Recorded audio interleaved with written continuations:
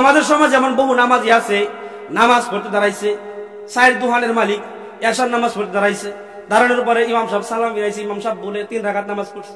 সে আর ওই দিকতে নামাজ ধরে নাই, বলছে ইমাম সাহেব হুজুর আজকে 3 রাকাত নামাজ পড়লেন, কারণ কি?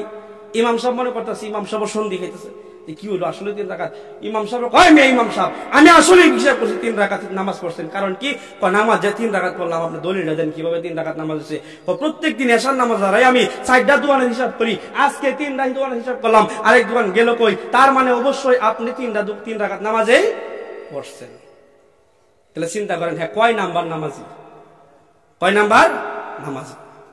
এই জন্য অন্তরকে ঠিক রাখা, খুশুর ব্যাখ্যা হলো কি? অন্তরকে ঠিক রাখা। এই জন্য খুশু খুজু এগুলো আদায় করতে গিয়া মুফাসসিরিনে কেরাম 3 ভাগে বিভক্ত করছেন।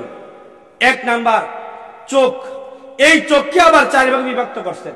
নামাজের ভিতরে খুশু খুজু আদায় করতে হবে, 3 ভাগে বিভক্ত করছেন। এটাকে বিভক্ত করার পরে আল্লাহ সবচেয়ে সম্মানিত, এই কথা যখন রুকুতে গিয়া মাথা নত করে স্বীকার করবে, তখন বান্দার 2 চোখ থাকবো 2 পায়ের বৃদ্ধাঙ্গুলির দিকে, 2 পায়ের বৃদ্ধাঙ্গুলের দিকে।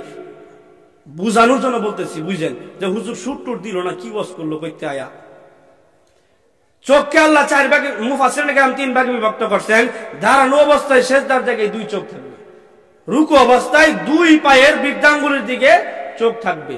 তদ্রূপভাবে সেজদা অবস্থায় 2 চোখ থাকবে নাকের দিকে, 2 চোখ কোন দিকে? নাকের দিকে।